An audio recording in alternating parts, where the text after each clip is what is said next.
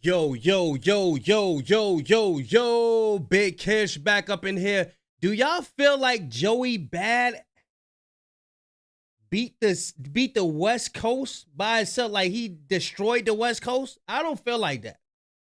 We got Hip Hop Madness, and it says Joey Badass single-handedly beat the West Coast and no one cared. I don't think he washed the West Coast. I don't believe that.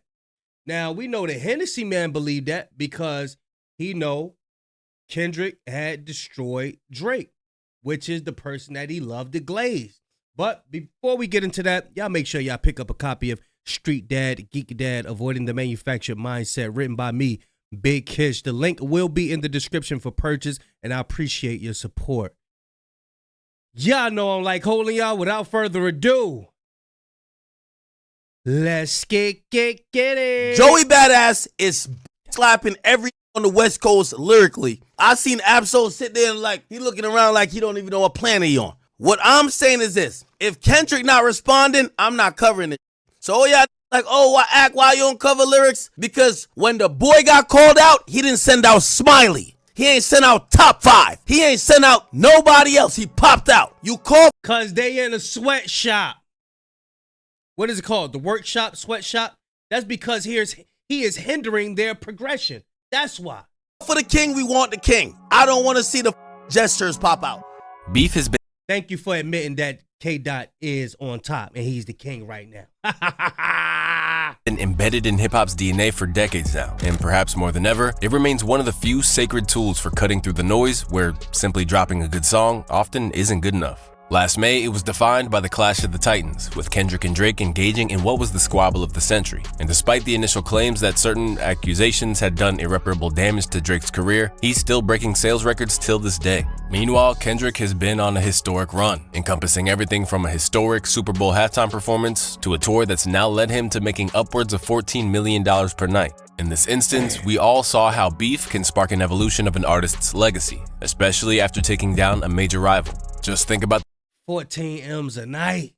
Hey, Dot, let me hold $5, B. Word is your bond. the state of Nas's career before his emotionally charged beef with Hove lit a fire under him once more, reminding him why he was a top-tier MC with Ether and the subsequent Stillmatic album that followed. But unfortunately for some misguided rappers, diving into a beef doesn't guarantee a boost in their standing. Elevating diss tracks from niche fan debates to a full-blown career resurgence takes more than just bars. It requires the right mix of timing, narrative, and impact to truly capture the world's attention and shift the culture. And at the moment, Joey Badass is learning that firsthand as he decimates every MC that the West Coast sends his way. Despite being a recognizable name in hip-hop and now in the acting world, Joey's a rapper who hasn't quite found his place in the current era of hip-hop. In truth, he struggled to replicate the seismic impact he made at the outset of his career. But when you've recorded a timeless mixtape at 17 like he did with 1999, it's always going to be a struggle to keep that pace up. And while his skills have never been called into question, the lengthy delay between projects didn't help and has pretty much meant that most of his music has underperformed on the commercial level, despite gaining unanimous praise on the underground. In fact, with the exception of Devastated and his writing credits on Post Malone's Rockstar, he's barely got a plaque on the wall. Now, this doesn't necessarily define Joey, as many of the most renowned artists in the history of hip-hop were never appreciated in their own time. This lets you know that it's timing. It's the build-up. It's like he perfected the craft of coming out at the right time. He perfected the craft of the metaphors, how they hit. You know what I'm saying? The engineering, he perfected all. Man, yo, this is a tough act to follow. Or top the charts. The problem is that throughout his career, Joey has always wanted to be among the elite. And although he'd probably downplay it now, Joey had always been an admirer of Kendrick, using him as a measuring stick as he ascended into greatness in his own right in terms of how you can balance lyrical substance with sales. Before we had him, we was really in a critical condition, you know what I'm saying? But to me, it's just funny because, like I said, I've been a fan, I've been following since 15. But it's also different for me because, you know what I mean, now I'm one of the best rappers in the world myself. So it's like, it's competition. And it was that competition which Joey had always tried to coax Kendrick into. After K-Dot declared himself the king of New York and insisted he was trying to retire all of his rivals by out-rapping them, Joey, whose name wasn't even mentioned, fired back on the knowledge-produced Killuminati 2, spitting, "No escaping, you in the swimming pool of champagne, you set yourself up for that one, man. The king of New York, huh? we ain't just gonna let that one hang. But just like everyone else who stepped up to the plate with a diss response aimed at Kendrick, Joey's attempt to draw him into a battle went completely ignored, with Kendrick never taking the bait. So instead, Joey tried a new strategy. On the track The Baddest from his most recent album 2000, Joey instead gave Kendrick his props by shouting out the men he felt were his artistic equals, spitting, "Kenny, Joey, and Cole, the holy trinity. It's that 9-5s in affinity." But while Kendrick and Cole were selling out arenas worldwide, Joey has remained stationary, and if anything, aged out of the era where he was most prominent. So with that, Joey switched up his approach yet again in the wake of Kendrick reviving his city with Not Like Us and dropping the GNX, which was basically a showcase for rising talent from across Cali. It was clear K-Dot was embracing his role as the West Coast's leader more seriously than he had in at least a decade, if not ever. And here, Joey saw his opportunity to re-emerge on Kendrick's radar with The Ruler's Back. Among an emphatic conductor beat, Joey suggested that NY was being overshadowed by its palm tree-lined neighbors, claiming that there was, quote-unquote, too much West Coast licking going on. Straight away, this registered to fans as an attempt to yet again kickstart a feud with Cali. Yeah, that was some jealous type stuff. He finished off good, but he didn't wash them though. This washing stuff, y'all got to know what a wash is. A wash is what Dot did to Drake. That's a wash. Joey didn't do that. Cali's finest, and while it stirred up some noise, even prompting TDE's Ray Vaughn to respond with Crash Out Heritage and ruffling Daylight's feathers in the process, Joey still didn't get what he was really after. So 15 days later, he re-emerged with Sorry Not Sorry, and this time, Cole caught most of the flack, with bars like, "I know that men lie, women lie, but Joey don't, might delete later, but I know damn sure Joey won't." However, that doesn't mean that Dot got off the hook this time either. Instead, Joey kept coming at his sense of honor, spitting, "Cat got his tongue, he's been missing all week. Nah, perfect time to separate the strong from the weak, huh?" Still, no matter what he tried, Joey seemed unable to coax Kendrick to the light. Instead, he kept getting pitted against Ray Vaughn. And on Pardon Me, hey, yo, this picture just looked like he's just not. Hey, look, I am not amused. This is that I am not amused at you ninjas.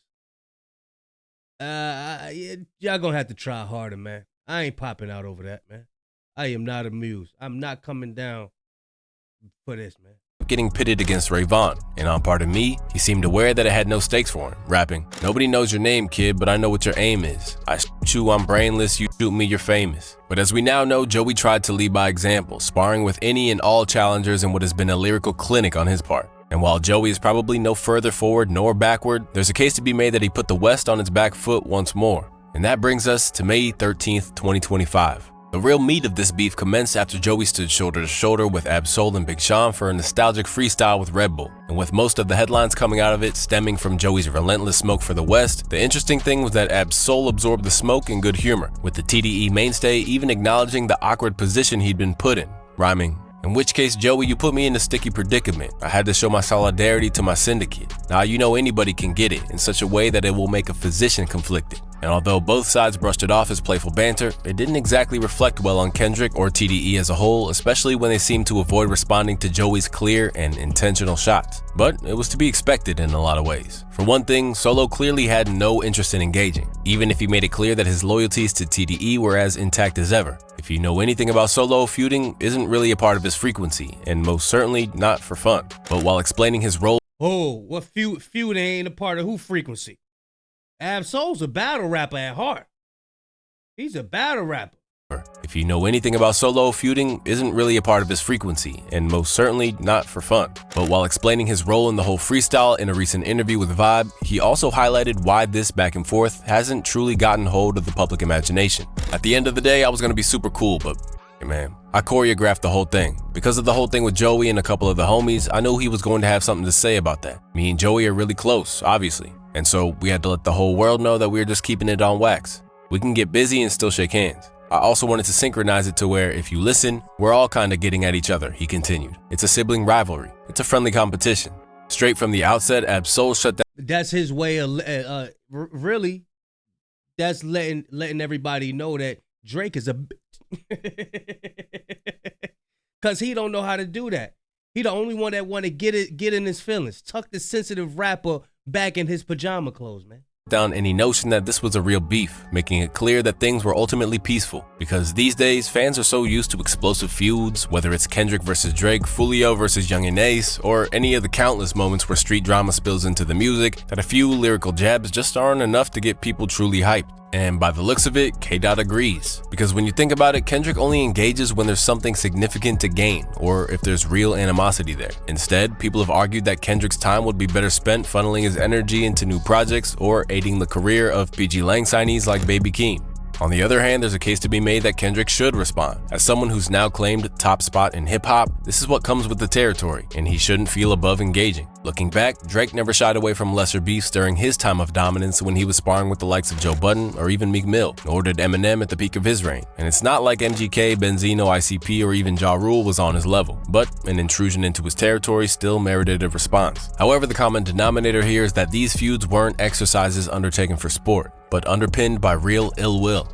And at the moment, the only person who really seems to be harboring any animosity is Ray Vaughn. Do you feel obligated sometimes to hop in that beef and maybe throw some shots? Yes. And do it up. Yeah. Yeah. So like, I feel like any who not Drake should be just shutting the fuck up. Because if not, then it's like you gonna antagonize the other niggas who feel the same way I feel. Me, I feel it because I'm a TDE baby, so I'm gonna like take that personal. Elsewhere, Ray underestimated Joey's skills and critiqued his instrumentation-heavy beat selection as Nah, Ray Vaughn came out and said that it's just rap. It's just rap.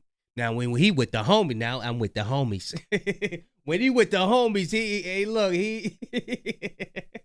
he's not as proper when he's with the homies. But he came out on other interviews say that it was just rap. As if TDE's former general, Kendrick, hadn't dabbled with saxophones and live horns since Section 80. Joey tight. He He cool. was when Yeah. I make jazz music right now.